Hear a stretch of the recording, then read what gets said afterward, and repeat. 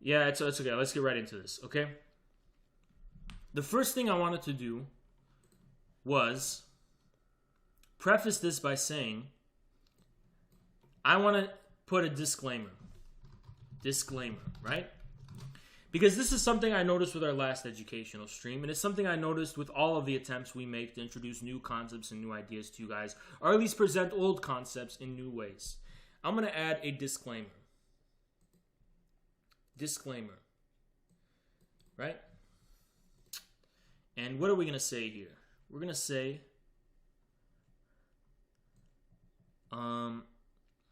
disclaimer. The following stream is going to present dialectics in a way that you will not be immediately familiar with. That means we are not going to virtue signal any of the phrases, talking points, or things you've heard about what dialectics is in the past.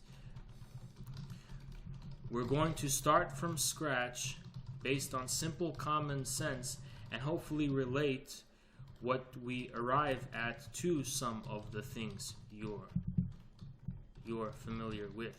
We want to present something old in a brand new way. Putting it in new words in order to clarify many confusions and dogmas that now prevail regarding the concept. This is our disclaimer. Yeah, this is our disclaimer. Okay. So I want to give you guys this. Basically, you're not going to be familiar with how... this is something I noticed. Many people are looking for us to tick boxes of talking points they've heard before because they don't actually want to learn anything new. They want to test us and see if we're familiar with the things they're familiar with. Well, you're just going to have to take my word at the fact that I am fully familiar with all the shit that you're familiar with when it comes to dialectics. I just think they're very vague and confusing and leading to a lot of errors and opportunism, so I want to present it in a new way, from scratch, completely bypassing all of that. If you can do the work of thinking, you'll see how it's all related. You'll see how this is related to what Lenin said and what Marx said and what Engels directly said. But I'm not going to repeat to you phrases and sentences and mantras and all sorts of textualistic talking points just to kind of confirm and scratch that itch you might have for me to just speak from this legitimate, official and orthodox perspective. And the Bible said it so. It's not where infrared is coming from whatsoever. So you're just going to have to get over that. I'm also going to make another disclaimer.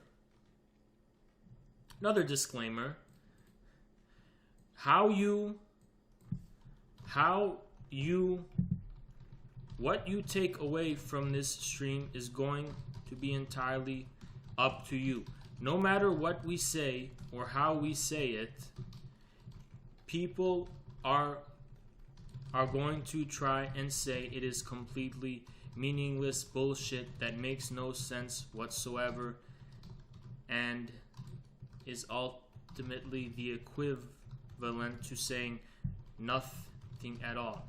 I can't control this. I can't do anything to stop people from making those claims. So it is ultimately up to you, the viewer, to decide whether a meaning is being communicated here or not. I am not going to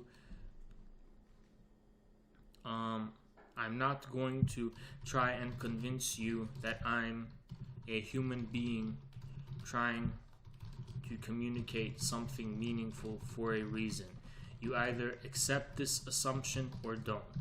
Your choice. Okay? Thesis, antithesis, synthesis. Dude, shut up, Neat. That's literally the opposite of what we're gonna fucking do. Okay. Yeah. All right. So, now we're going to have the intro to dialectics. Let's begin. Now, believe it or not, I was going to make a video in the beginning addressing this issue of language. What's up, Agent of Chaos? There seems to be a problem when it comes to language. There seems to be a problem when it comes to the use of language. Oh my fucking god, dude. I just got a Discord message. Hold on.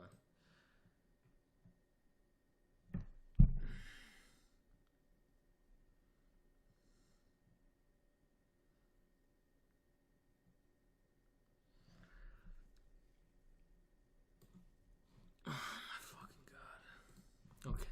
Jesus fucking Christ, dude. This guy won't leave me the fuck alone. Alright, sorry. Dialectics, okay? 4 dislikes from the Mossad agent, yeah. Okay, I was going to make a 10-minute video, but I decided not to, and I was going to make this about this issue of language. Whenever I seem, for example, the tweet I made about, I don't want to bring it up, I don't want to like rehash all this shit, but I basically said something about the difference between these empiricism kind of things and the dialectic approach. And I said most of the time when people on the internet, for example, or on YouTube and all that shit, when they're asking for empirical evidence, the reason isn't because they're curious about sensory phenomena they're unfamiliar with, but they want some type of idle guarantee of truth. What is an idle guarantee of truth? What did I mean by that? Well, over on Lefty Poll, a very smart guy decided to just say that I was speaking nonsense. Why? Because the phrase idle guarantee of truth was a new combination of words he wasn't familiar with. And according to him, the only type of words or phrases you can say are virtue signaling talking points someone else already said. But I find this approach to what a concept is radically unfamiliar and radically alien and foreign. To me, I have an active understanding of language. The main thing, the main essence, is trying to convey a meaning. The meaning is what is essential. To me, the form in which the meaning is instantiated comes second. The meaning is primary. So using strings of words in ways you're unfamiliar with in order to convey the deeper meaning, to me, is more important than using strings of words in ways you're already familiar with in order to virtue signal about conveyances of meaning you're familiar with in the past. Okay? Oh, you debunked that? Thanks, bro. I appreciate it. Appreciate you soldiering, doing all the work, doing this kind of work out here. But anyway, I was going to make it about language because it kind of had me start thinking, returning to some things I've thought about many years ago but haven't returned to, and which is the relationship the English language has to the conveyance of meaning is, I think, very unique and very bizarre compared to every other language that I've ever encountered in the world, especially as someone who is moderately an Arabic speaker. Not completely 100% fluently, but I have the gist of the language. I grew up with it. To me, the English language, unlike other languages, does not rest upon, well, any type of vernacular English is going to be a different story. Black vernacular English is similar to the rest of the languages of the world. Southern United States vernacular English, similar to the rest of the world. But when it comes to East Coast or West Coast formal and official English, the one that's relevant for intellectual discourse and academic discourse and all that kind of stuff, English seems unique in its attempt to preemptively premise the meaning it attempts to convey in the very form of the word. And that seems self-evident. Doesn't every language do that? No. Every other language rests upon something called common sense. A common sense of some kind. Why is that? Because a word, what is the meaning of a word? What is the meaning of a word ultimately? The meaning of a word is ultimately not simply reducible to a string of other words. A meaning of a word is going to conjure associations that are based on your sense. And I'm going to clarify what I mean by sense. later. But the meaning of a word conjures up a string of unconscious associations, unwritten and unspeakable associations that are ultimately rooted in your common sense, your sense. This sense is individual and particular and non-universal. Non-universal. What does that mean? It means, let's say I'm speaking Polish. There's a Polish guy here, right? And I'm in the Polish countryside. There's going to be the meaning of a word. The meaning of a word in Polish, for example, is not going to be reducible to any kind of universal definition. There's some meanings of words that only other Polish people are going to be able to understand. Why is that? Because despite that everyone individually is different, and everyone individually has different associations and meanings of words unconsciously based on their experiences and based on their backgrounds, the fact of the matter is that a nation or a community or a local tradition of some kind, for example, is based on a dialogue and a dialectic of establishing by unwritten and unconscious means common sense and common meaning. Common meaning. It's like... oh, fuck. Hold on. Sorry. Okay. Sorry about that. Common meaning and common sense. What this means, effectively, is that the sight of meaning must take into account what is unwritten. Not just what is written, but what's unwritten. What's unwritten. It's like how they say, you're either in the know or you're not in the know, right? You either get it or you don't get it. When it comes to vernaculars, when it comes to languages, it's spoken in their everyday use, that's the case. You either get it or you don't. You get what it means or you don't. And I think, officially and medically speaking, some people say that people who have autism have a really hard time understanding unwritten and unspoken meanings and unconscious meanings. Lacan had the very controversial view that autistic people don't have an unconscious for that reason. So I don't mean to offend people with the whole Anglo-autism box shit, but you know, I'm not really that nice of a guy, and it is what it is, and sorry, I don't want to offend people. But that's what we're dealing with here, okay? So, what does this have to do with dialectics? Well, okay, one other thing. I just mentioned it's also based in sense. English is unique in the fact that it attempts to impose a universal common sense preemptively, whereas other languages convey meaning and must accept, in good faith, that other people will just get it.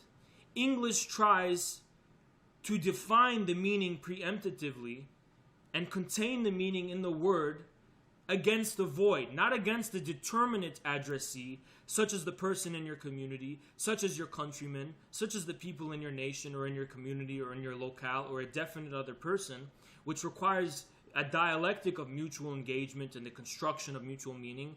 English rather arrogantly says that the meaning is already preemptively defined and can be imposed universally, such that to say a certain string of words doesn't actually require a determinate addressee.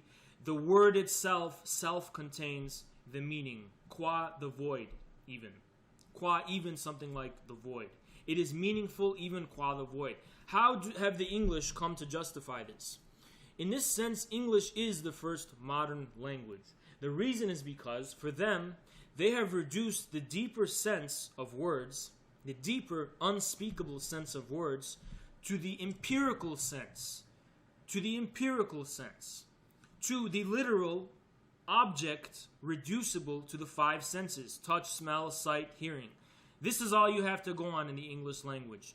Empirical truth plus some kind of pre-written definition. These two things for the English language supposedly exhaust meaning. An analytic figure called Rudolf Carnap critiqued Heidegger precisely on these grounds.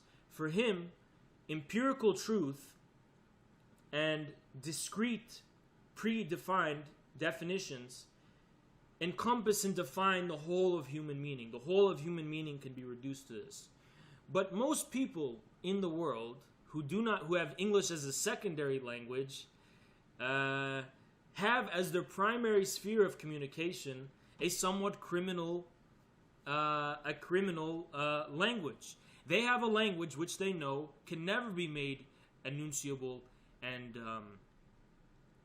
directly apparent in the English language, and they know this. If you're a secondary English speaker, you know what I'm talking about.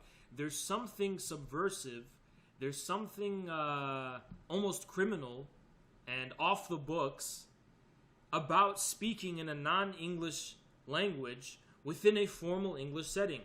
Because English has become a global language. But the reason it's the global language is because English is also a technical paradigm. English is also a technical paradigm.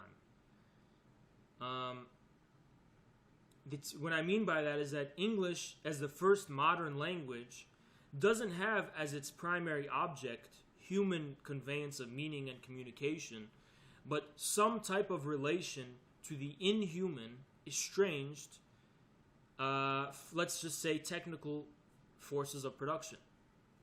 That's why the English language is so fixed and predefined.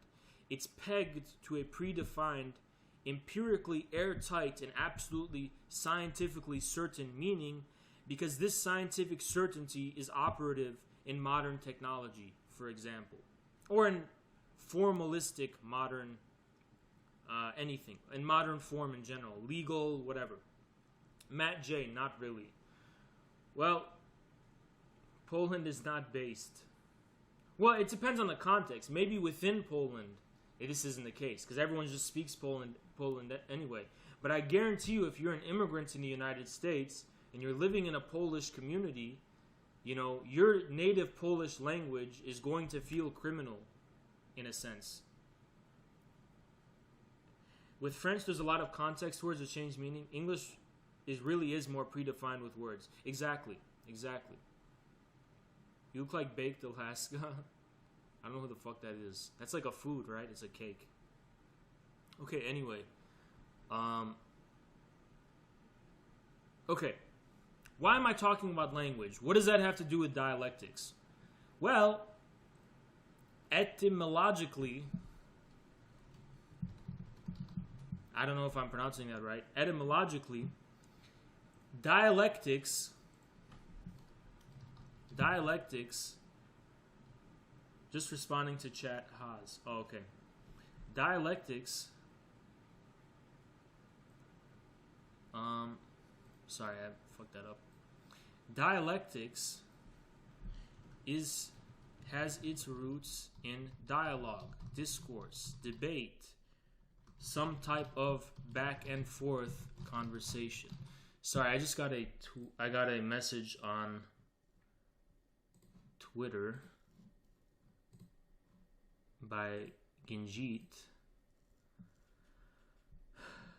He wants me to check out a thread. Okay, maybe I'll check it out. Okay, sorry about that. Detracting. My Bengali is a heritage language speaker is not the same as Bengali. Interesting. Okay. This is what dialectics mean, though. I hope it sounds like that for you guys, right? Doesn't it sound like this? Dialectic. They say, for example, there's a local dialect, right? You know what that means? A dialect. And it's a language. It's a way in which things are spoken. A local dialect. Some kind of dialect. A variant of a language, of a formal language of some kind. Dialectics, etymologically, has its roots in dialectics, discourse, debate, some other type of back and forth conversation. Okay, well, let's start getting visual. And do we pick on poor sage? Do we pick on poor sage here? I'm not sure. Here we have poor sage in ancient Greece or something, classical philosophy.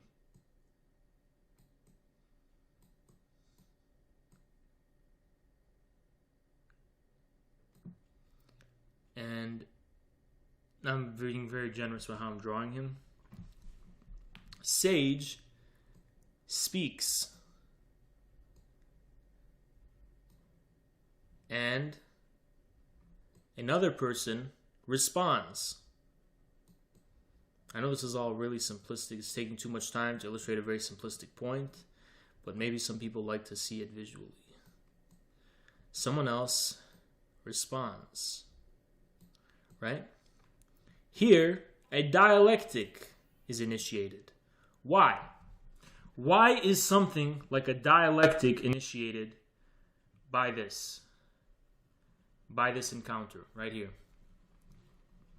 Well, let's ignore this debater here. Let's delete him. Here's the question. Who is the addressee? Who is the addressee of Sage's speech? This is a big mystery. Who is the addressee of Sage's speech? When you speak, you convey meaning with intention. You're trying to convey something meaningful ultimately to something. Otherwise, why speak, right? Isn't there always a reason why you're going to expend effort to speak? To say something? The question is, who is the addressee of some person's speech? Who is the addressee? Well, this question mark is always going to result in an addressee of some kind who's going to give you knowledge, who's going to tell you something that you didn't know before you enunciated, before you engaged in the speech. You got to load. Everyone's leaving now. Sorry. Red Dundonian. See you later, man. Bye, guys. Bye, guys. I guess only the enlightened will see this. Okay. No. Whenever, it doesn't matter who the addressee of Sage's speech is. What every addressee is going to have in common, otherwise there is no reason for any dialogue whatsoever, is ultimately this other. Let's just call them the other. This other is always going to have in common the fact that the other is expected to return to you something that could not have premised the speech itself. No, this is not from Noam Chomsky. Okay? So, if it's a determinate other, there is no reason to speak to them unless, and we're speaking about a very abstract philosophical dialogue, whatever. There's no reason to speak to someone unless you can have the assumption that they're going to tell you something that could not have premised your speech in relation to them in the first place. Otherwise,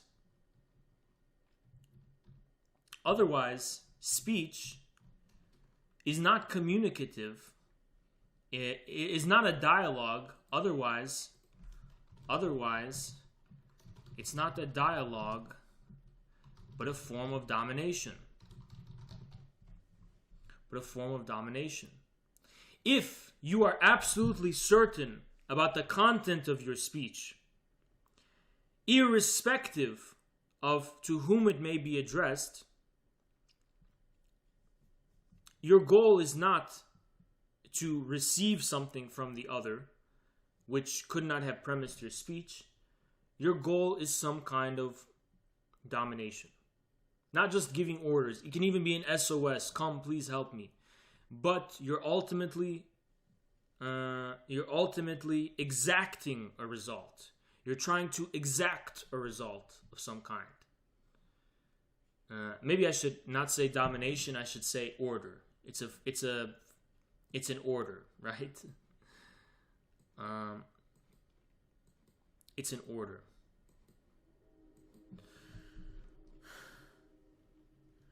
No, I don't want to see what he wrote. You keep using words without defining them. Premised your speech. What does that mean? Okay, GNU Linux. Chill the fuck out. Okay? Chill the fuck out. Premised your speech means if it's a dialogue of some kind, then whatever it is the other is going to return to you could not be something that preemptively premised the reasoning and the rationale in your own head, and also the objective, material, causal reason as to why you said it. They're going to give you a result that is not only unexpected, but could not possibly have been premised in the original speech. You say a string of words, you convey a meaning, and they're going to tell you something that in a sense surprises you. That's what I mean. This sounds dumb, to be honest.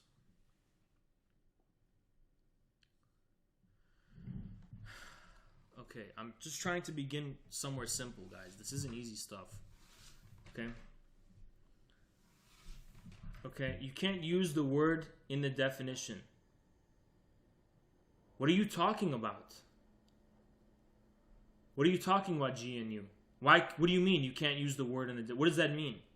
Explain to me what that means.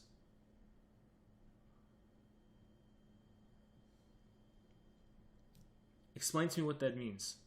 Ignore chat? No, I want to help this guy. He's coming, he's asking for help. What does he mean? The sage wants a fucking surprise. Then why engage in a dialogue of any kind? Why speak at all? Why speak at all is the question. Why speak at all? So a premise that is not part of your argument. Not a part of, doesn't go into your speech. It's not going into the input that leads to the output of your speech. Is what I'm trying to say. No, Bing, shut the fuck up. People enjoying themselves are quiet. Thanks, appreciate it. Okay? Basically, what I'm trying to get at, does premised your speech mean it was not a premise in your original argument? No, you're overthinking it. I'm not saying a logical premise in your original argument. I mean, it objectively did not premise the reasoning, the cause, the rationale behind your speech.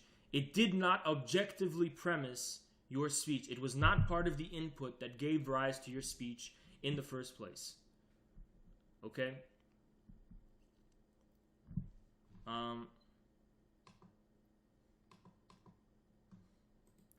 Should Haas first live as a, and then after... Okay, Genjit. I get it, okay? Jesus. A premise is a part of an argument, premise, conclusion. So don't much mean premise. I didn't mention a fucking argument, though. But even then, I disagree. But even then, I didn't say anything about an argument, okay? I didn't say anything about an argument. Sorry. I'm sorry for getting mad. I'm catching up with the chat. Okay, sorry. Let's delete all this and go back. Okay. So, what am I trying to get at here? I'm trying to establish, in the form of a dialogue, let's say a Socratic dialogue, where, you guys know what a Socratic, not a Socratic, that's an example of one, but the Platonic dialogues. Plato was one author. The way in which he develops his philosophy, Plato, is that he has one guy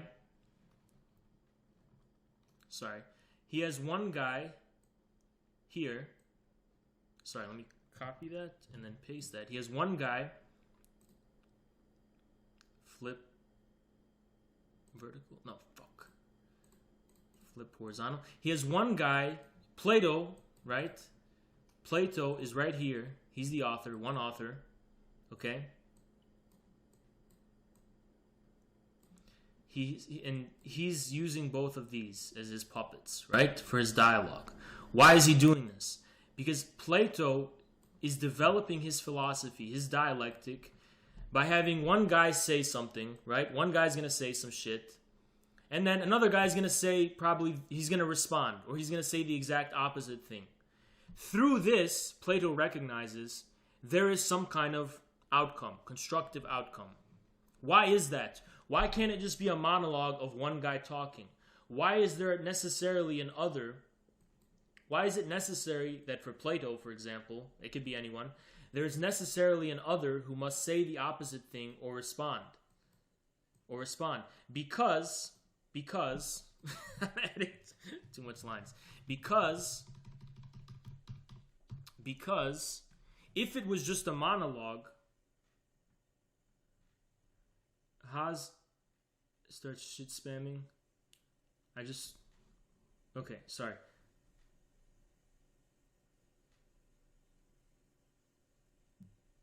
Dan, they'll hope you didn't expect anything special. I mean, refuse to reply in any more to various paragraphs. Okay, Daniel, what are you talking about? I think both views are too extreme, so I don't discuss them. I didn't say that. I don't think you're talking about me, right? You're not talking about me?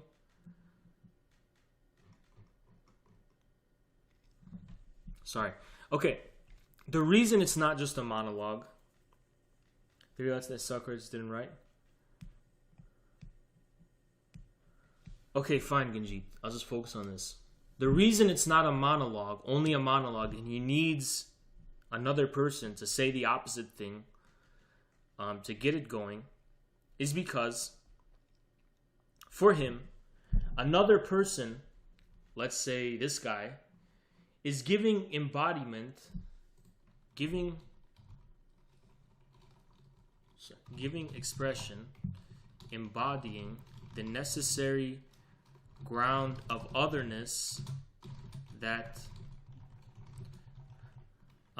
through which or for which or upon which the truth or essence of the original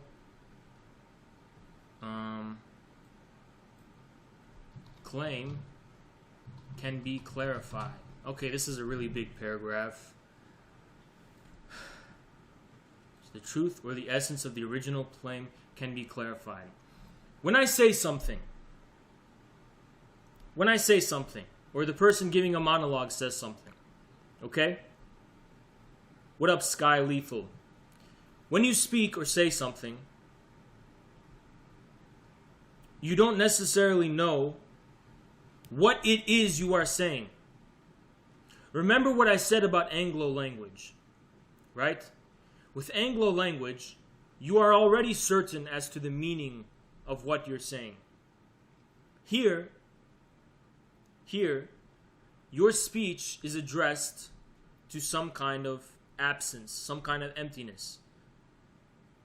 You speak something into existence because you find it necessary to express something. But you don't know what that something actually is.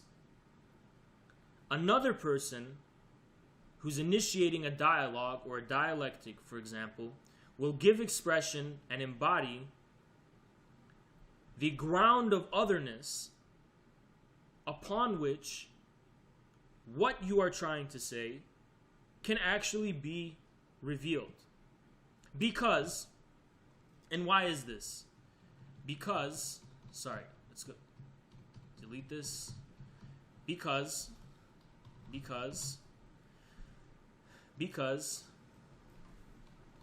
the ground that gives rise to the necessity and even possibility of speech cannot possibly be contained in the speech itself. This ground right here, this is the ground of otherness I'm talking about. This is the ground of otherness I am referring to. It is necessarily outside of you somehow. It is other than you. Right? Try to explain the inadequacies of Anglo language in the English. No, you do that perfectly fine.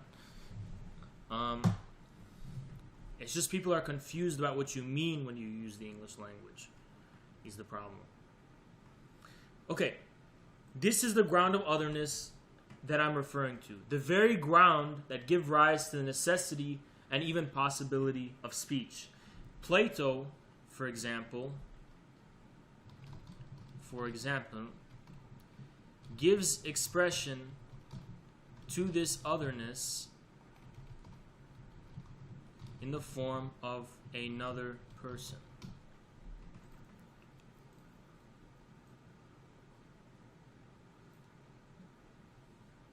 Okay?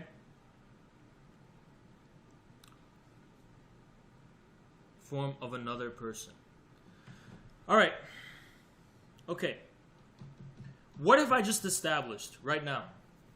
I've established, this is not the best way to approach it. Keep in mind, I didn't have time to prepare for this. I'm in law school. Bear with me. I'm trying to work with you guys. I started this out with Sage or someone speaking. What have I done here, though? I've created a contrast of some kind. You have a person with an output, for example. Output. You have an output of some kind. And then you have an other. You have an other. So I'm not going to do that. I'm just going to do this. And then you have some type of otherness that reveals the truth. Reveal the truth of the input. The input. Truth. Let's say truth. I don't want to say essence. Will reveal the truth of the input. When you speak of something else directing your speech, something in you. Okay, let's not get there yet, Alexandra. Will reveal the truth of the input. Some other.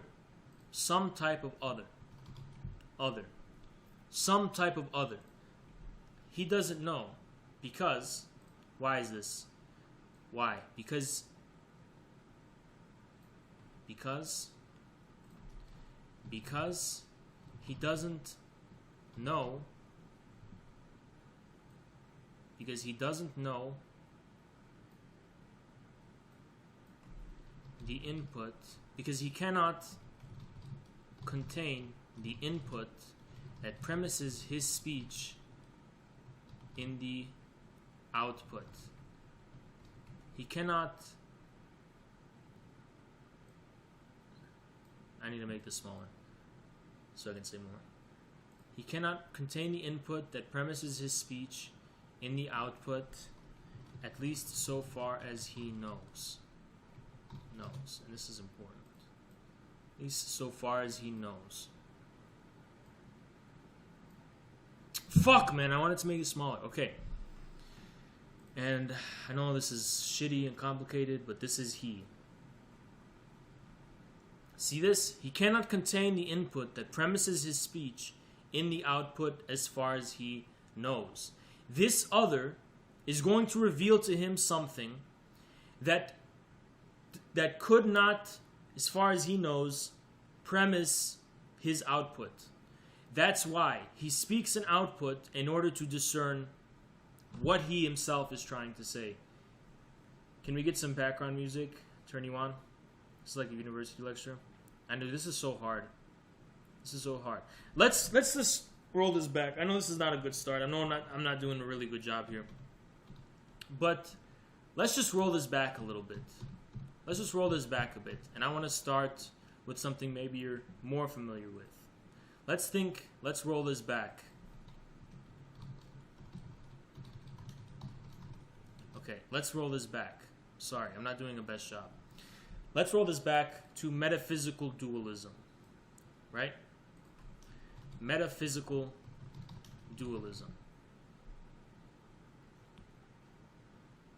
Metaphysical dualism. Okay. Now, this is something you guys are probably familiar with, right? In metaphysical dualism, across the history of humanity,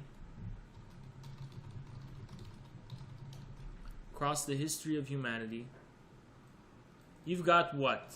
You've got this yin-yang thing going on that you guys probably are familiar with. Fuck me, man. I can't stand this MS Paint bullshit.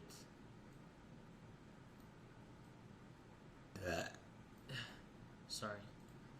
You got this thing going on, and then just because I'm going to be autistic about it, Jesus. And then you got this, whatever, right? What a horrible one. You got this, And then you've got something you probably haven't heard of, Manichaeanism. You got Gnosticism. You've got all sorts of dualisms. You're right, it's difficult. I know, but we're going to get through this. Trust me, we're going to get through this. I get it somewhat. Don't worry about Hegel and Lacan right now at all. I'm trying to make this as simple as possible, but that's why it's so hard. Can you get a fucking PowerPoint? Make this beforehand? Daniel, the problem is I can't. Like, I just got out of class before I did the stream. And I wrote a paper yesterday and Tuesday. So I'm bogged down with law school right now. Until I can escape law school, I'm gonna try to work on the imperialism one maybe a week ahead of time. And slowly add to it and work to the PowerPoint. But, yeah, dude. Psychoanalysis is to be pseudoscience, though. For a second spent learning, it's 5-10 spent writing. I hope so, dude. Okay. Yeah, very true. Okay. There's metaphysical dualism. You're probably familiar with this, right? There's yin and yang, Manichaeism, Gnosticism, and there's all sorts of dualities you're going to find across history and various mythologies and all that kind of bullshit. You're going to find that the world is being represented in opposites, right? Being, the world, the universe, whatever, is represented in the form of opposites. I hope you guys are familiar with this, right? In the form of opposites. Okay? The way most people interpret this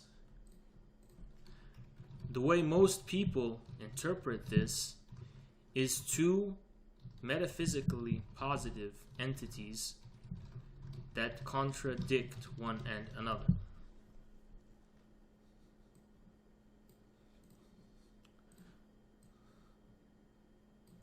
Okay, for example, here. I want to ask you, the chat, the question. No, I'm not going to start with value. Haz, guys, I want to ask... Oh, fuck. Alexander just reminded me. Fuck.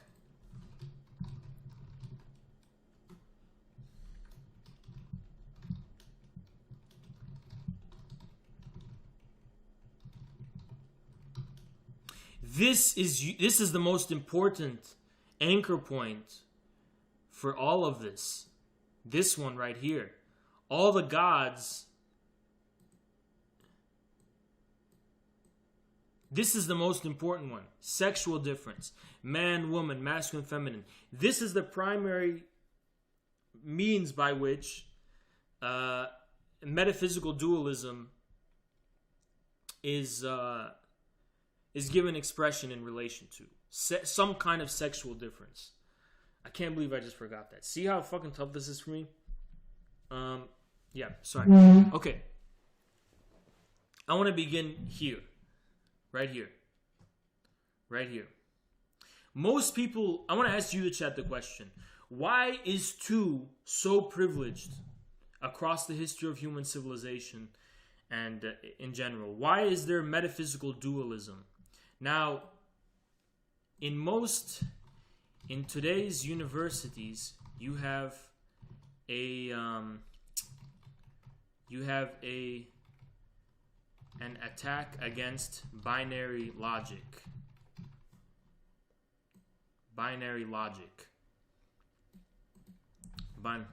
Favoring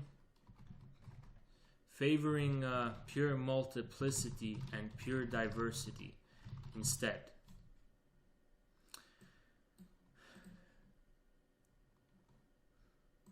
Because for them, the binary is just one. The binary for them is just 1 plus 1. So they asked a simple question: why must there be 1 plus 1 when we can have 1 plus 1 plus 1 plus 1 plus 1?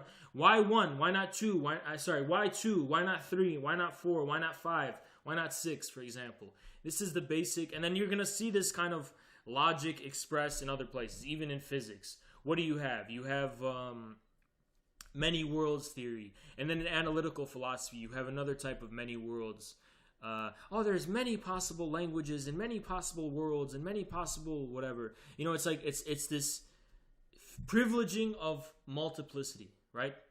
Privileging of multiplicity over binaries. Over binaries. 1 second.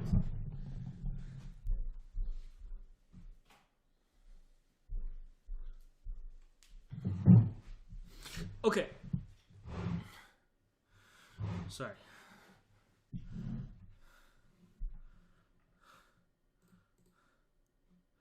What the fuck is wrong with this camera? Okay, there we go. We're back. We're back in action. Okay. Alright. Sorry. No, forget Badiou. I don't mean it like Badiou. Okay? Or Deleuze. I don't mean it like them. Just in a commonsensical way. You know, I want to have the least barrier to entry to this, right? Okay. Least barrier to entry possible. Everyone is probably familiar with this. All of you are probably familiar with this. Can I get a 1 in the chat if you're familiar with metaphysical dualism? You've heard of the yin-yang. You know about the way in which opposites are used to give expression as the most primordial state of being. You know, there's two opposites that define being, right? And then the whole man, women, binary logic. 1 in the chat if you guys understand this so far. Because I can get into it a little more if I have to. And give you more examples and illustrate more examples of this.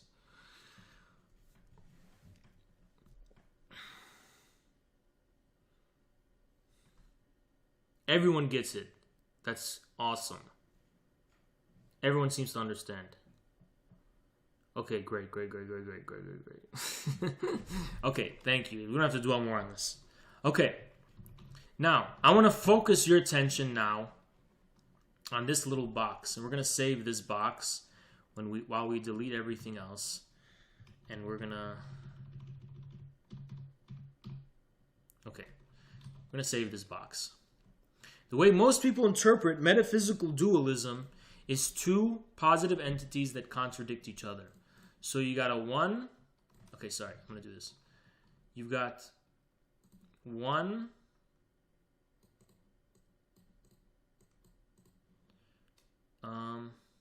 plus 1. Well, that is arbitrary, isn't it? Why not 3? Why not 4? Why not 5? Why 2? Why 2? Why 2? Well, I'll tell you what. This is a big misunderstanding of both metaphysical, sorry, let me clarify that.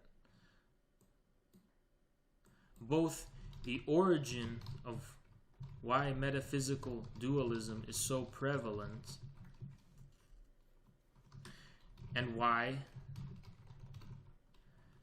and what the unity of opposites relevant to dialectics is. Okay?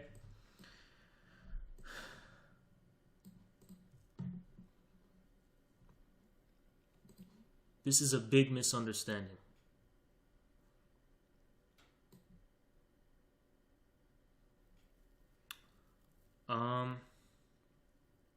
Yeah, the mind-body difference, Daniel. That's a really big one.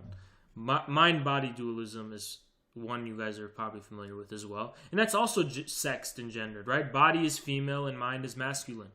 You got the logos and you have Sophia. You have all sorts of different... That's Gnosticism and all that kind of stuff. The mind-body one is, I think it's very prevalent across the history of humanity, but it's given fullest expression, I think, through Gnosticism, and then Gnosticism culminating in Descartes, and that's what's critiqued as binary logic in the universities, and so on.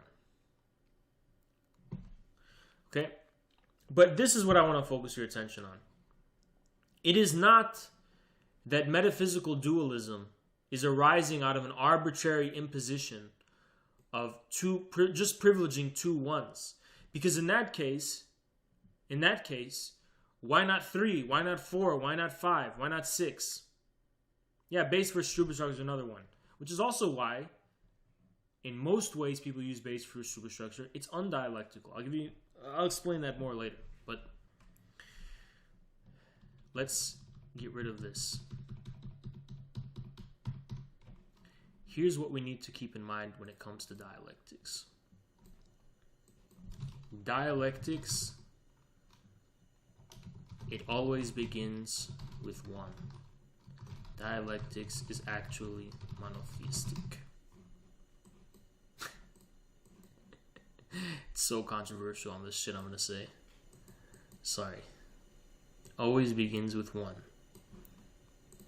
Maybe I should de-emphasize this a little bit so as to not confuse you guys, but I'll clarify what I mean by it. But I want to emphasize that dialectics, it always begins with one.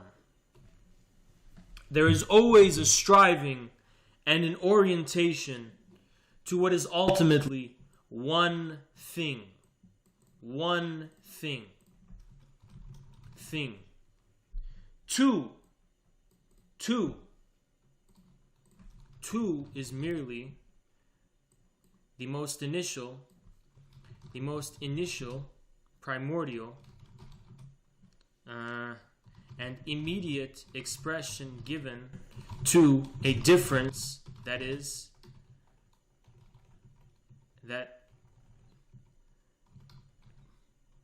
experienced proper to oneness.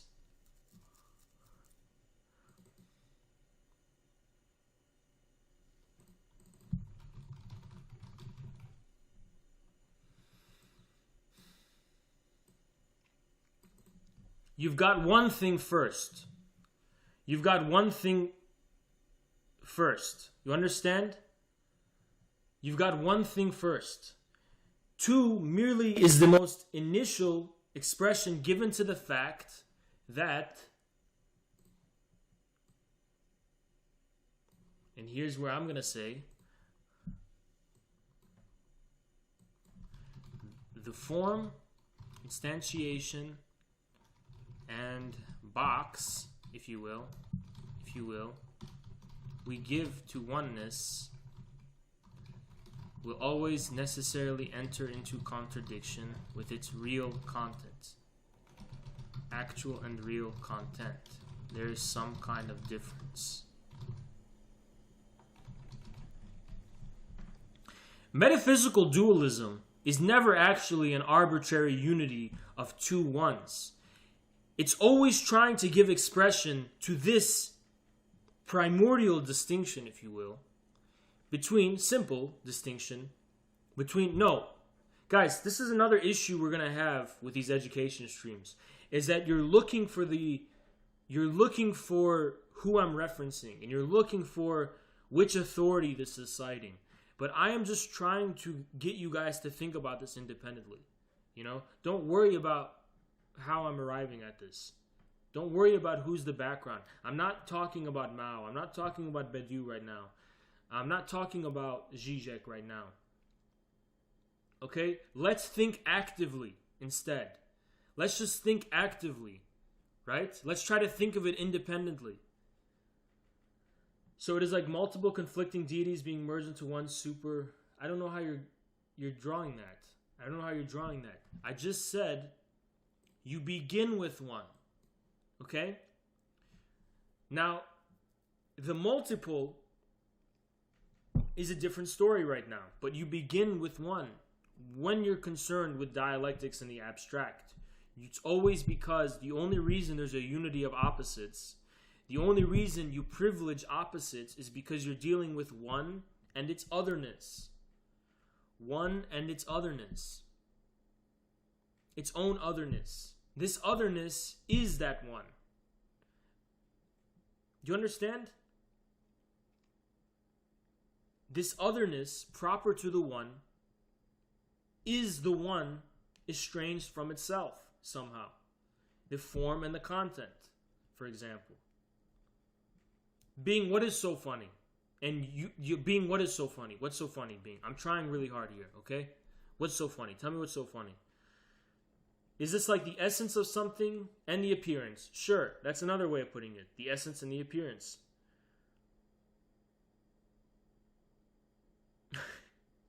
This isn't Dragon Ball Z. Your use of trigger words is very Anglo. Okay. One and its otherness. Yes, that's how you should put it. One and its otherness. One and its otherness. Okay? Now, why do we begin with one? Why does one begin with one? I just said it. I just said why. Because why begin with one?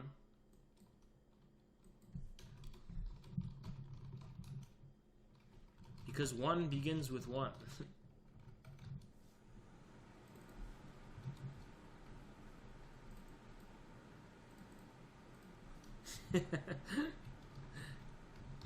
One person begins, one thinker, subject, individual, mind begins with one. So once you put something into a box, it's no longer reality. It's the science of biology. It's no longer what's really happening. It's the model. No, don't worry about that, okay? I'll get to what the box is. Another way of putting that is the opposite discloses something about the one. Yes. Yes. Pin that comment. Yes. Very true. Very much what I'm trying to get at. Begins with one. We are instantiated in a determinate, singular way.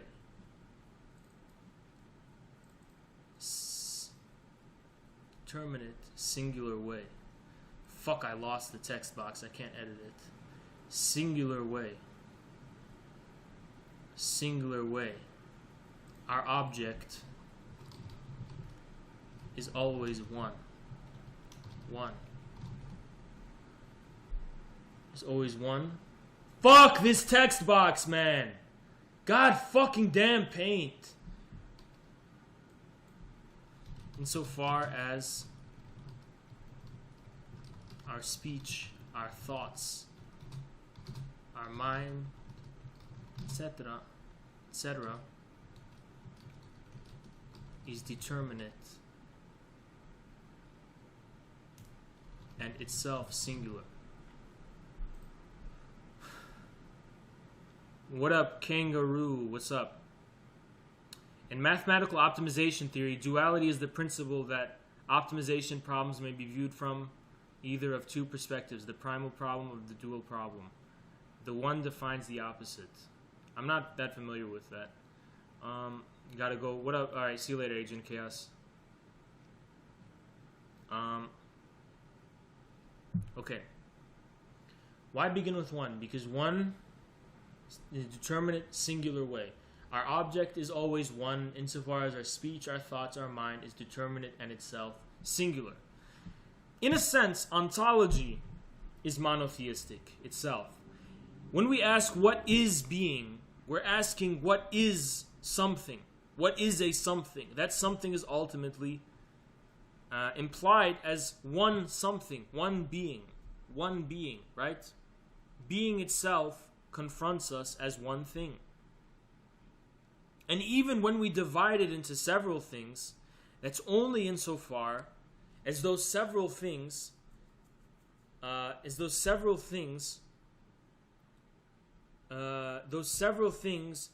bear witness to the fact that there cannot just be one thing.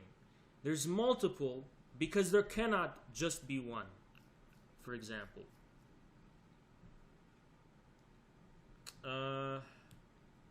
German is more divorced from reality than English.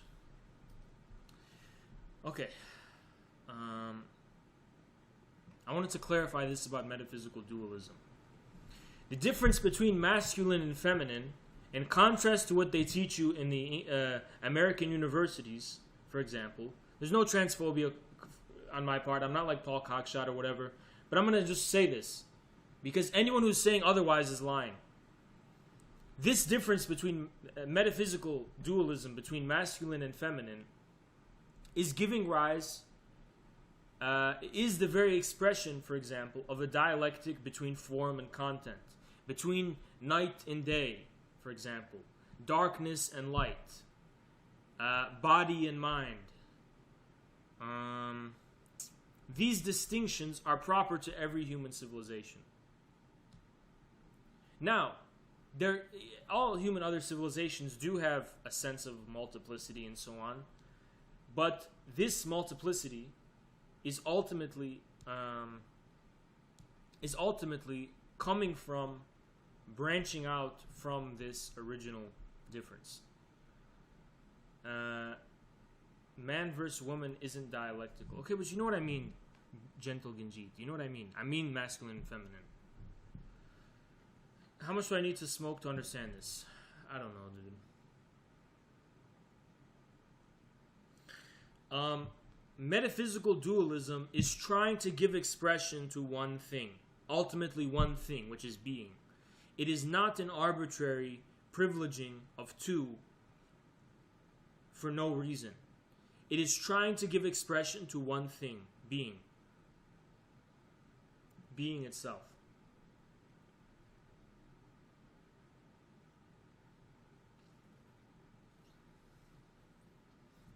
Okay. So, who is our original one? We began initially with someone trying to speak.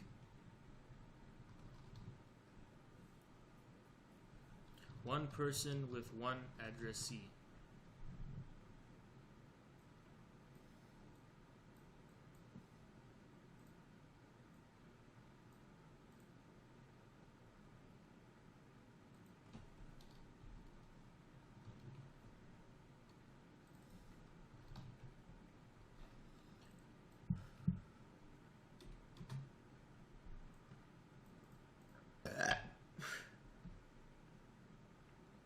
Okay.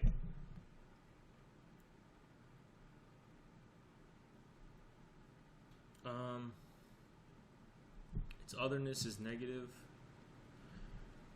I'm not exactly sure of that. Hold on, I'm getting some DMs and tweets and shit.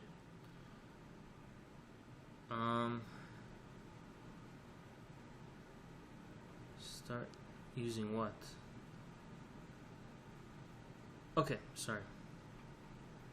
Okay. Bro, just read Hegel easy. Okay. We're back. We began with one person speaking to one addressee. But there's other ways to situate the contrast between the basic contrast that initiates a dialectic. Okay, let me go back a little bit and just say, we should now be able to understand very simply that a dialectic is some kind of interaction, some kind of encounter between two opposites. A one and its other.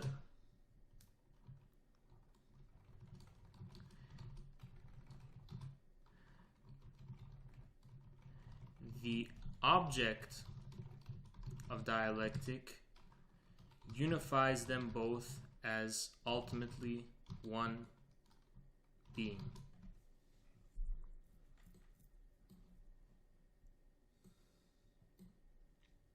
What are other examples of this encounter between some type of one, a subject? So I'm talking on my ass, subject. Some type of one and an otherness. Okay? For example,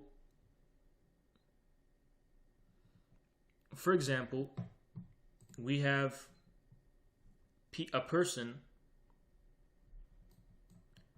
and their addressee in this case,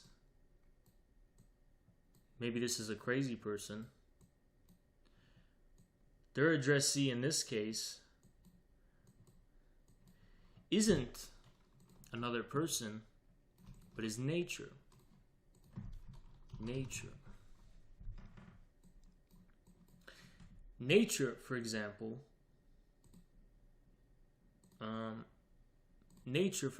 means what? It means same thing. Haz, another vegan in the chat. If you hear my views on animal rights, you'll unsubscribe. Not sure if you want to. If you're a vegan and you hear my word and you hear my views on animal rights, you are going to unsubscribe from this channel. Promise you that much. Speaking with one addressee.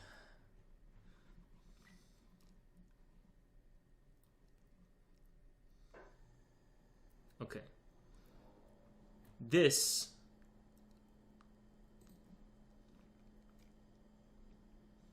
I'm not sure if this is the best example, actually. Okay, this is another example. This is another example of an otherness. Another example of otherness, right here.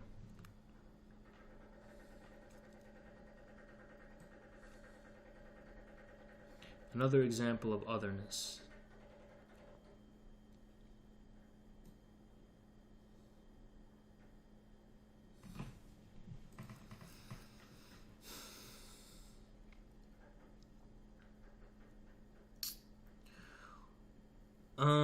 Okay, this is another example. Nature. Guys, by the way, if you're not following, say something in the chat. If any of this sounds arbitrary and isn't clicking light bulbs and just kind of making sense of things, just say so, and I'll try to change my approach.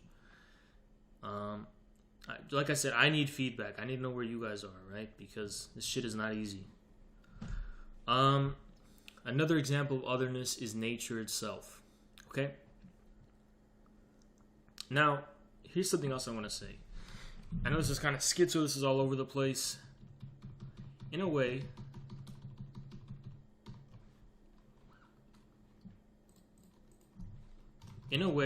dialectic view has been the default for the entire history of humanity.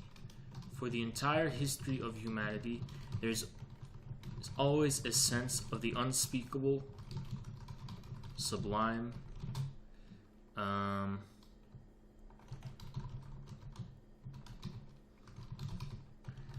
set to the otherness that conditions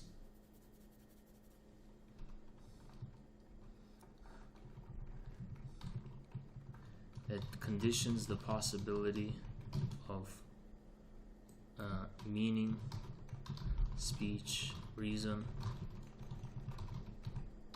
etc.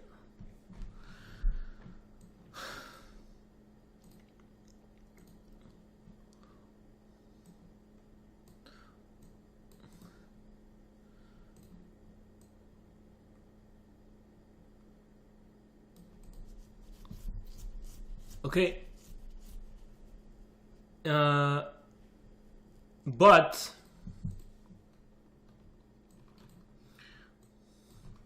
only after Anglo-Saxon modernity and Saxon metaphysics does the dialectic of being become foreclosed.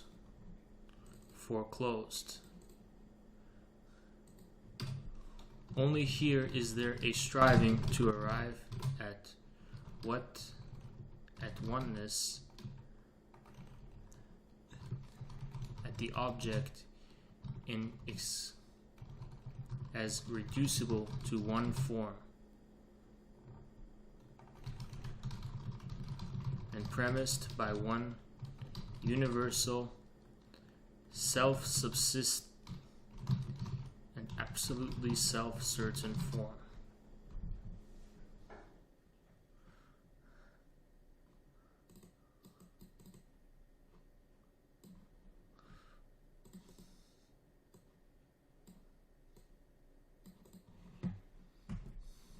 Why is that?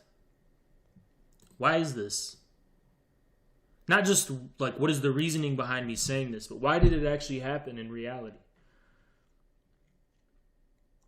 No, I don't get why the opposite doesn't do the same thing for the one non-opposite. The opposite, what a thing is not, discloses something positively. Because within the standpoint of a single person, a single subject, a single speaker, a single thinker, what you are, what your being is, for example, is not known to you, is only revealed to you by means of the other. The other is the site at which what you are can be revealed to you. Why do you guys think people go on the internet and seek attention? Because we don't know what we are, fundamentally. We search for other people to reveal what we ourselves are. That's why we go on the internet and we type on lefty pole, for example, even though we're anonymous. Because we want to type something and we want to see how people are going to respond to us. And that's going to reveal to us what we are. Because we don't know what we are.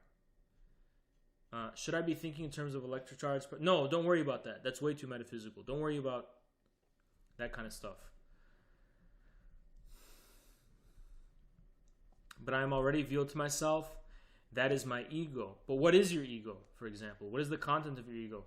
And in terms of Lacanian thinking, you just equated Anglo with the process of foreclosure, which is to say psychosis. Gentle Ginjit, I'm doing it intentionally.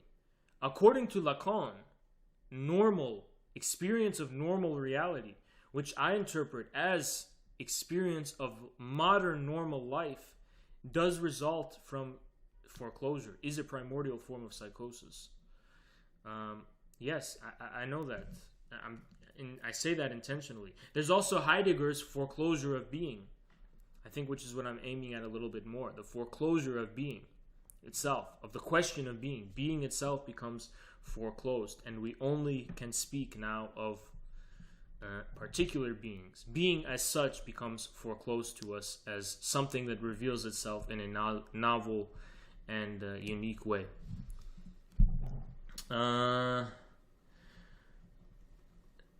Okay.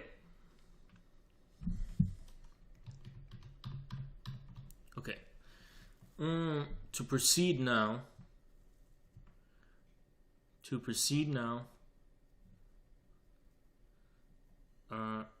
Is this a more refined version of Taoism? Well, I would argue that the world's religions in general have this as their object, not the other way around. It's not that I'm trying to reproduce world religions in the past. I think these world religions have this contradiction, defining being itself as their object, including Taoism, which is more explicit about that, but also every other religion, including ones that are not necessarily dualistic metaphysically. You should explain what foreclosed means. Foreclosed in the sense of sealing off, closing off, right? Sealing off.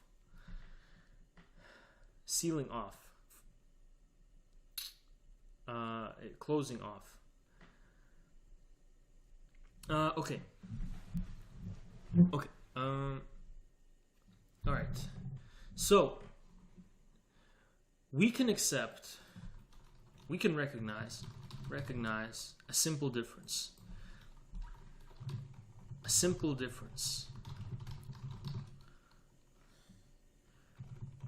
Proper to oneness.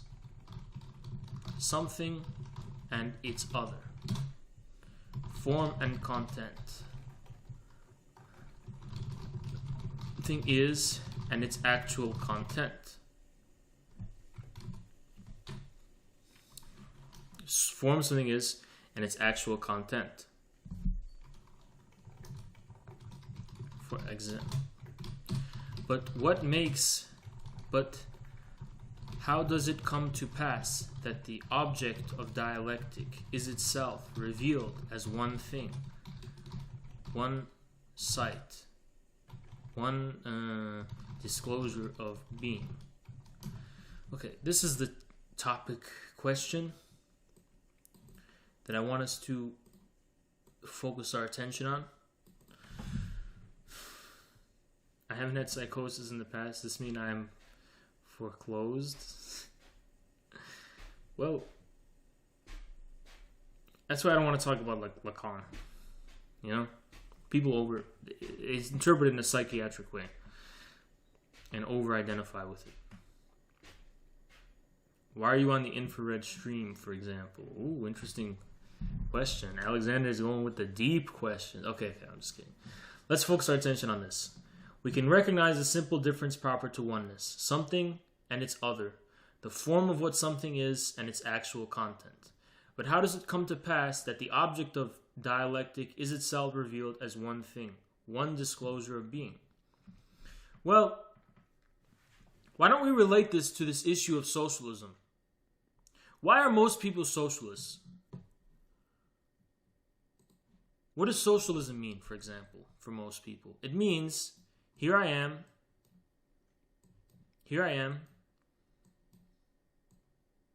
For example, this is a contradiction, isn't it?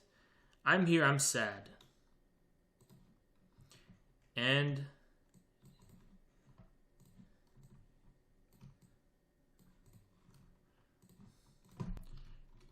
shitty world. Right? Isn't that the case? It's a shitty, bad world. Everything sucks. And here I am, and I'm sad about this.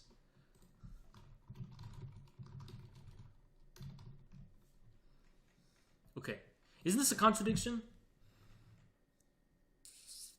Isn't this what we're talking about when we're talking about BreadTube and we're talking about the entire aesthetic of socialists in 2021?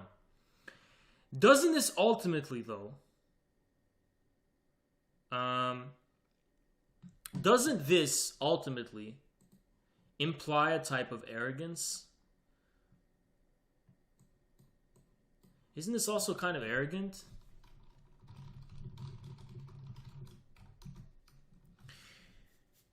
Hegel, a guy you're probably a little familiar with, the name, he referred to this aesthetic as the aesthetic of a romantic. The romantic, let's say the romantic is an aesthetic of the unhappy consciousness.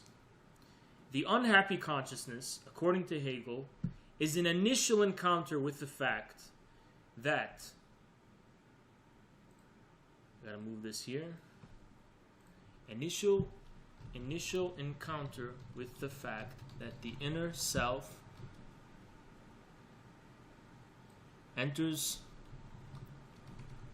radically enters into contradiction with the outer world, being unable to find full expression in it. This is the most important thing.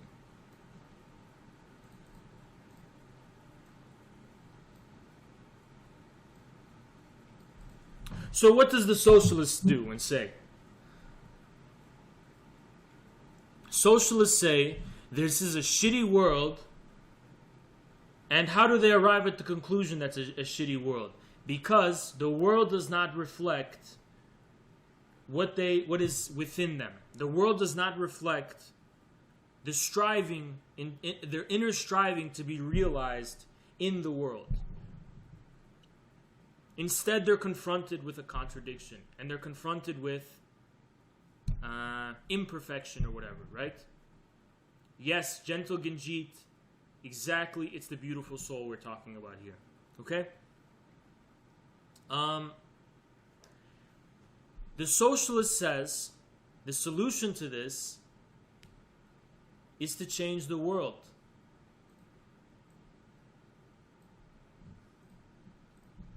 Solution to this?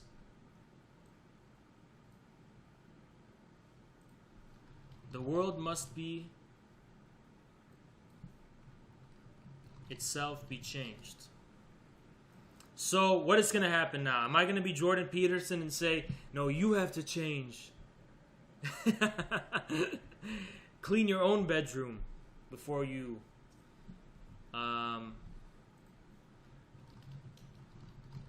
Clean your own bedroom before you want to change the world, bucko. Maybe you just got to change your outlook. But, although I'm not going to get into Jordan Peterson time, Hegel arrives at something that superficially might sound a little similar to this Jordan Peterson thing. For Hegel, the problem with this socialist right here, who bases their entire aesthetic and their identity upon the fact, upon this initial encounter with a contradiction, contradiction, Hegel says what this person cannot see is how this contradiction, sorry, this looks so bad, this contradiction, from here on out, every line you see like a dash like this is a contradiction, right? This is the difference itself, the contradiction. For Hegel,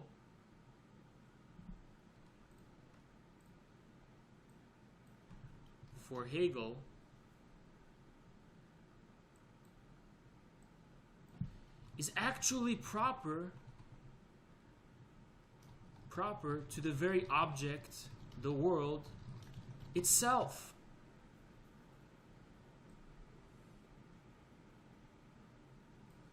What does that mean? What does that mean? It means this. The Anglo-socialists you are familiar with on BreadTube and on YouTube, they are this guy. They think this is a shitty world, and the goal is to change the world in that sense. Not in Marx's sense, but in their sense, right? Special sense. They're elevated above the world. They know better in their head the truth, whole truth of being, simply because they have encountered a contradiction. But the contradiction is still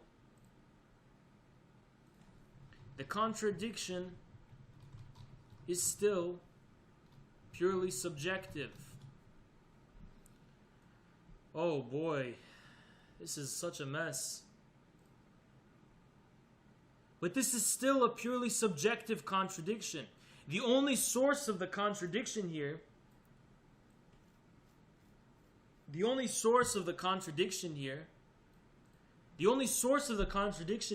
is the fact that the world does not conform to what the socialist feels is within their very soul.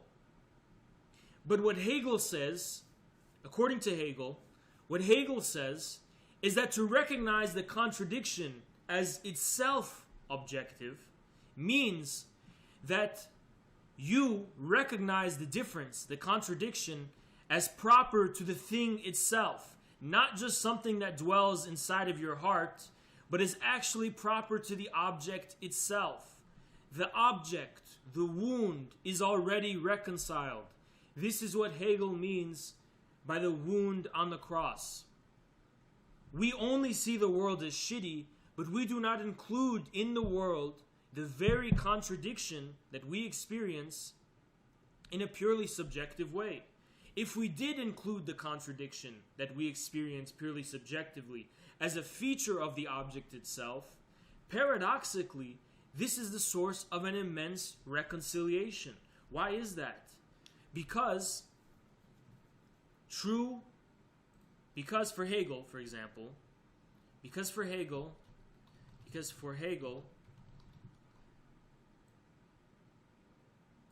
deliverance to the true object is the source of true subjective freedom and, let's say, absolute knowledge.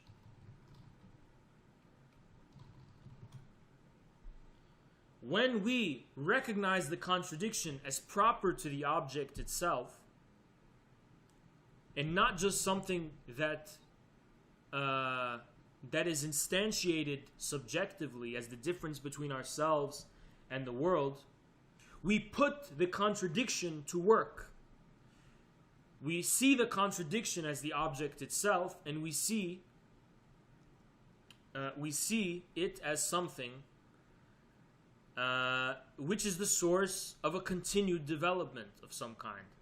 The contradiction sets in motion the beginning of work. The beginning of work.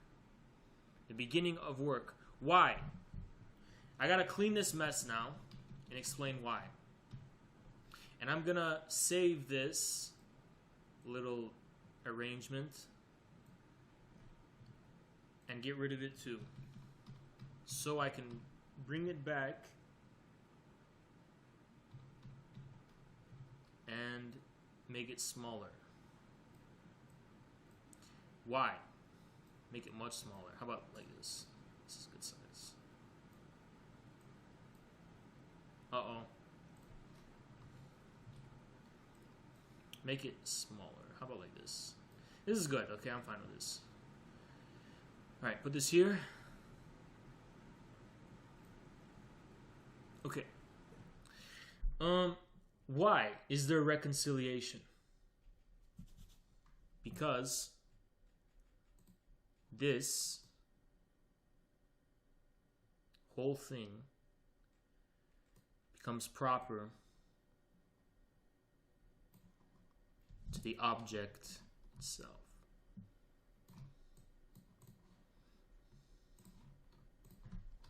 Proper to the world, the object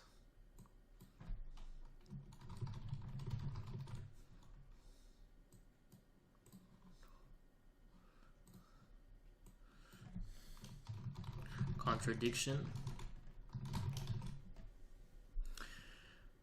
Well, if I lack a 20-inch dick, there's nothing I can do to pursue this, so how do I cope?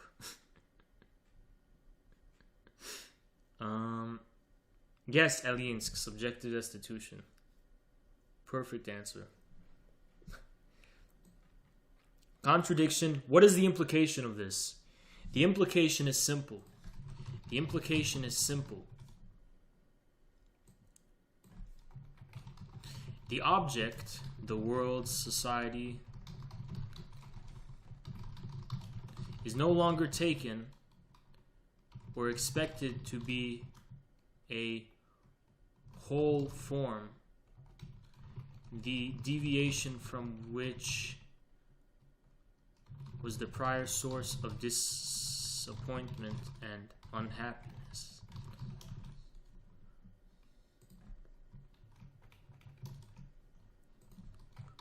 Contradiction is rather recognized as a feature of the object itself, thus placing the subject on a new footing that is delivered to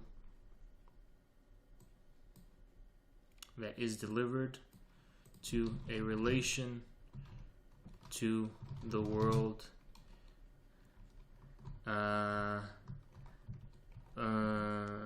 relation to the world. It was defined by its own active development. The dialectic of freedom and necessity. This is kind of all about aesthetics, this turn. We went from language to aesthetics. This is such a long paragraph, too.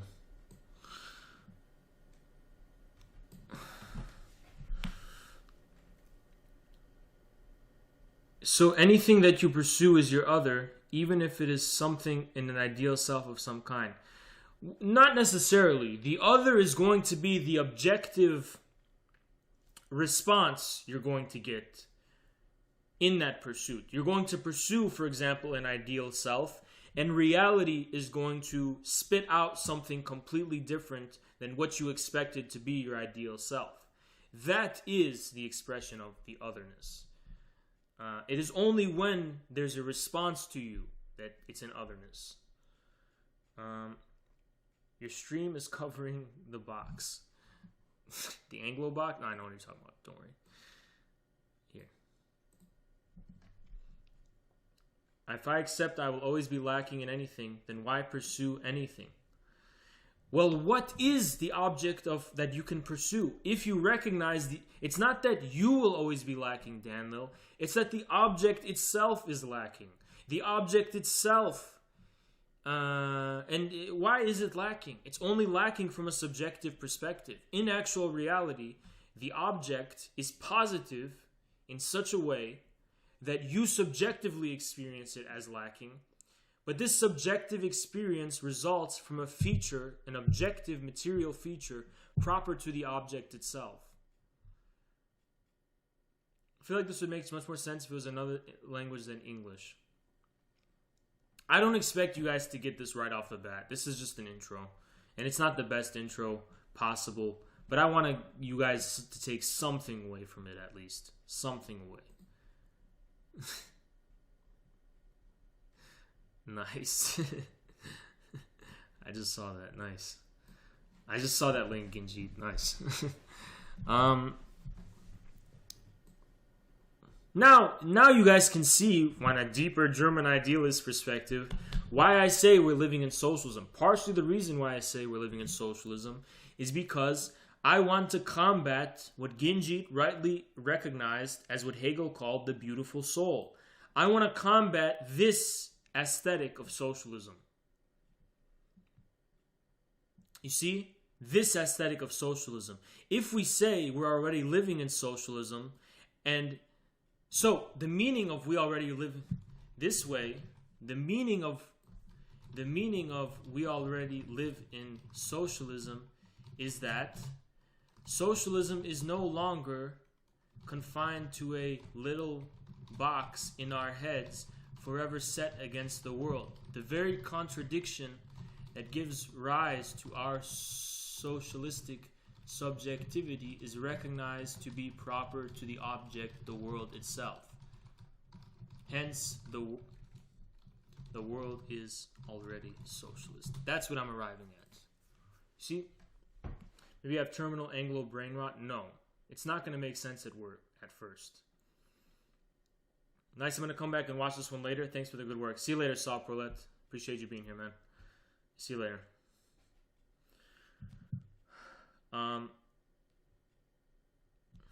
Let's see what we got. Sorry, I got some DMs and some notifications. Okay, we got this. Okay, sorry. All right. Oh, I'm covering it. Sorry. I'm covering it again. What the fuck? There's no way to win except if I disappear. Right here. See this? Okay. I don't remember anything I read. That's one symptom. That's okay. It's okay. I just want to introduce you a little bit to the dialectic. This initiates, right here, putting it onto the object itself, reinitiates the dialectic process. What's called in Marxist terms, unleashing the forces of production.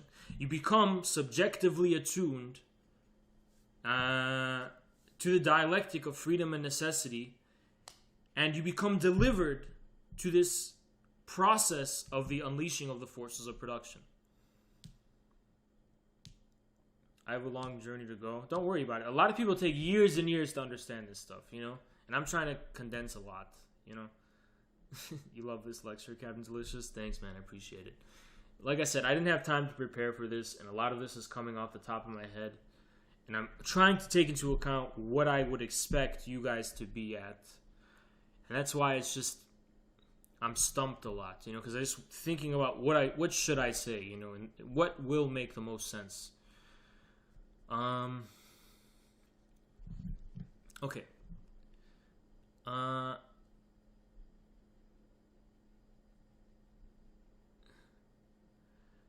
Okay. I'm glad Ginjit like knows exactly what I'm talking about here, you know? He's very educated and well-read and stuff, so he knows exactly what I'm talking about. I'm just trying to make the best way to make it understandable to you guys. All right, let's continue. Okay, now Exactly, Spikey. Exactly. Exactly. Yes, you get it. You get it. Okay.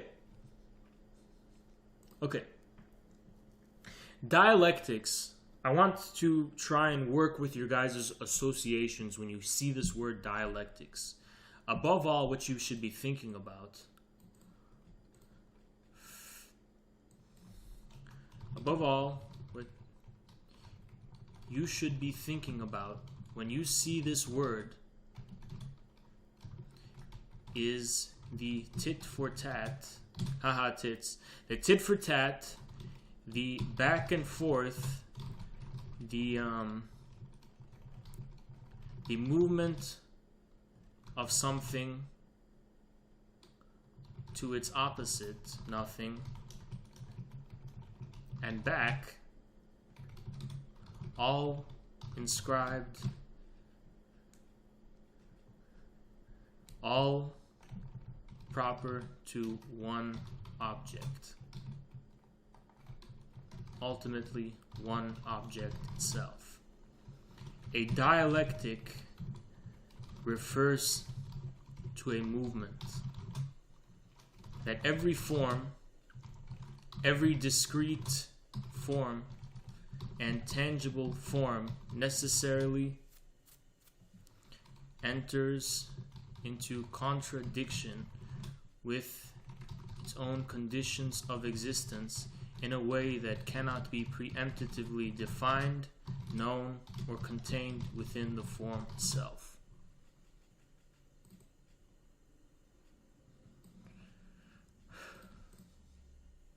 I know this is not that helpful because I'm just typing paragraphs and shit, and I'm not doing enough visual illustrations, you know? So maybe I should do that.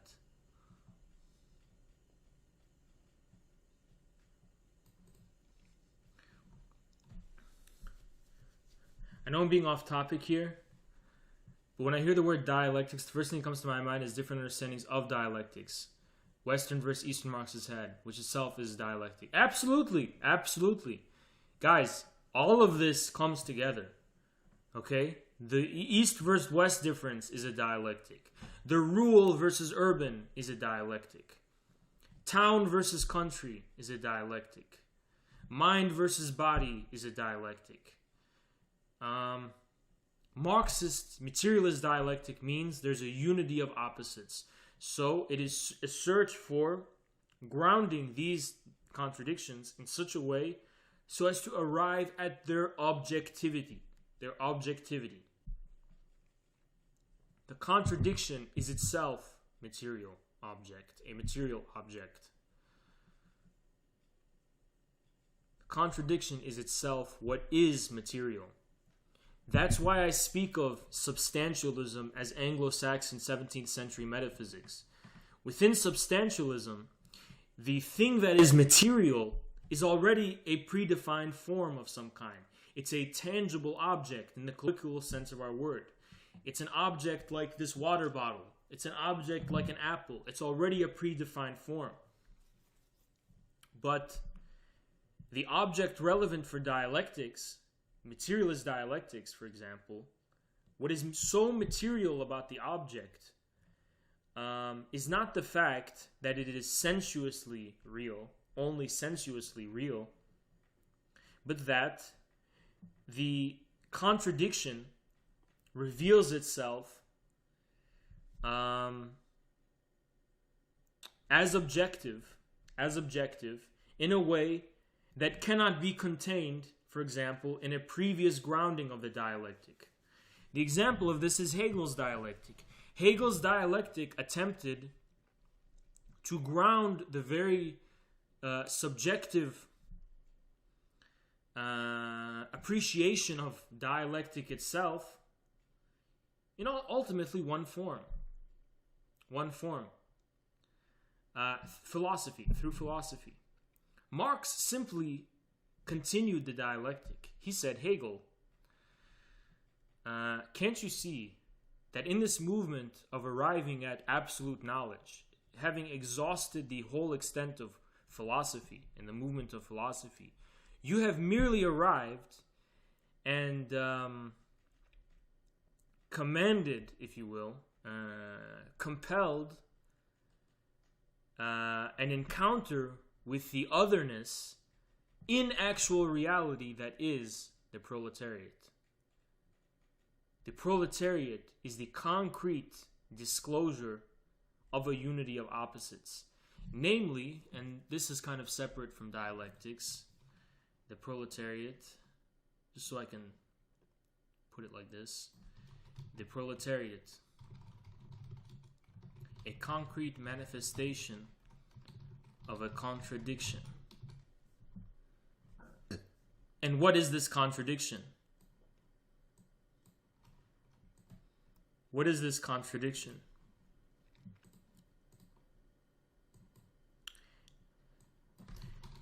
The actual living expression of what Hegel arrives at in thought as the unity of opposites.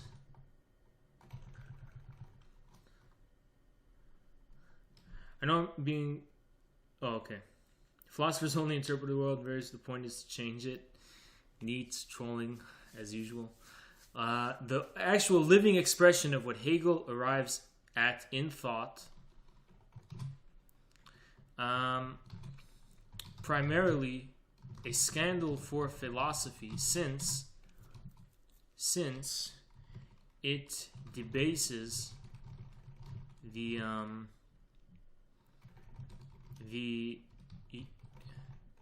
philosophy's universal state, man as premised by thought, form as citizen,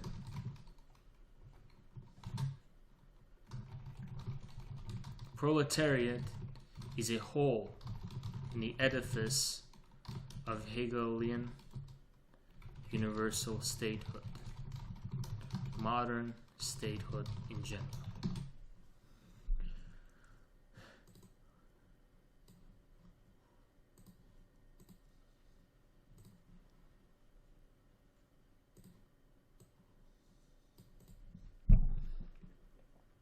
Proletariat, the one. Productive relations, the other. No, the proletariat, Daniel, this is where we must escape the one-sidedness of merely recognizing the dialectic in the form of a contradiction and recognize the contradiction itself to be objective. Which means our object is no longer one or the other.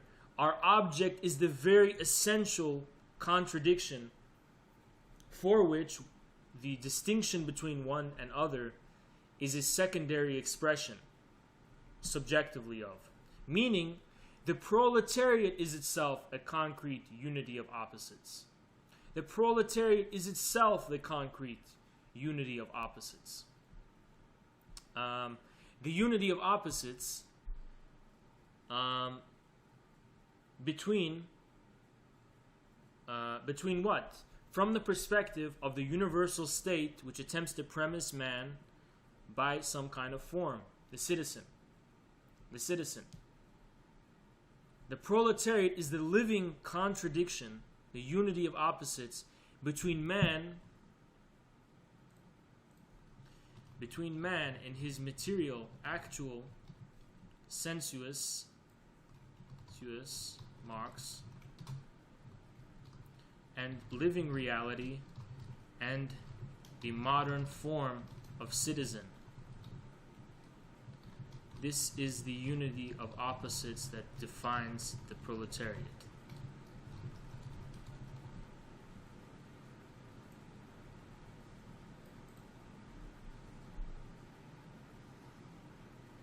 This is the unity of opposites defining the proletariat. Right? The other is the citizen, and what is the otherness of the citizen? For Hegel, the otherness of the citizen, for example, is the void. Form for Hegel arises forth from the void. For Marx, form does not arise from the void. Form arises from some type of material content, which cannot be preemptively known in thought or subjectively, but which is nonetheless real and material and objective. And in a sense, the bourgeois state, for example, the form of the bourgeois state arises in contradiction to what? The peasantry, right? The rural countryside, the vendee, whatever. The proletariat is the living and concrete manifestation of that contradiction as it's living and persisting. That's why Marx privileges the proletariat and not the peasantry. Marx privileges the proletariat because, for Marx, the dualism of the modern bourgeoisie and the cities and the mass, what Marx calls the mass of the rural poor, for example, this contradiction does not reveal anything to us about what is objective in being itself. It's a one-sided contradiction, right? It's not enough. We need the proletariat to disclose the fact that the contradiction is itself something that is objective and is not just dwelling in a subject who recognizes the difference between town and country, for example, or the mass of the rural poor and the opposite. Let's see.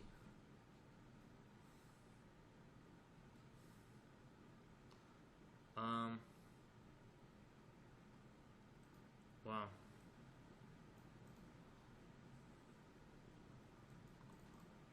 So, yeah. Okay, I think I'm going to start taking questions.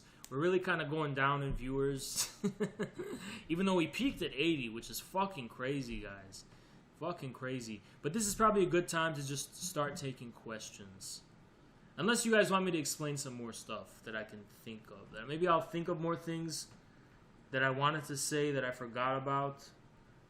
What did I want to say? I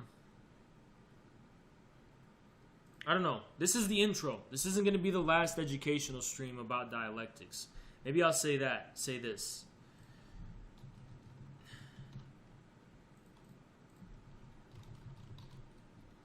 I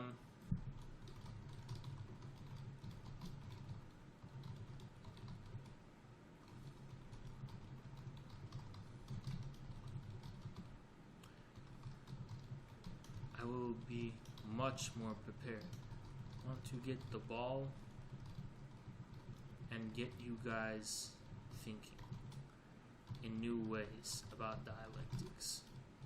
Sorry if I disappointed anyone or expectations. I can do more, but I just need your feedback a little more, because at this point I need to think a little more about what I should say and shit, you know? It's just an intro stream, you know? This is just...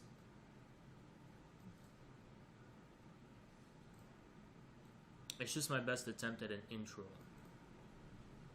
And I can already see the lefty pull comments saying, hey, I don't know what you're talking about. It's so fucking stupid and shit. Remember, guys, next stream, give me what you think I should address and respond to, and I'll only address that. Not the lefty pull-ups don't care about this Hegel 101. I don't know.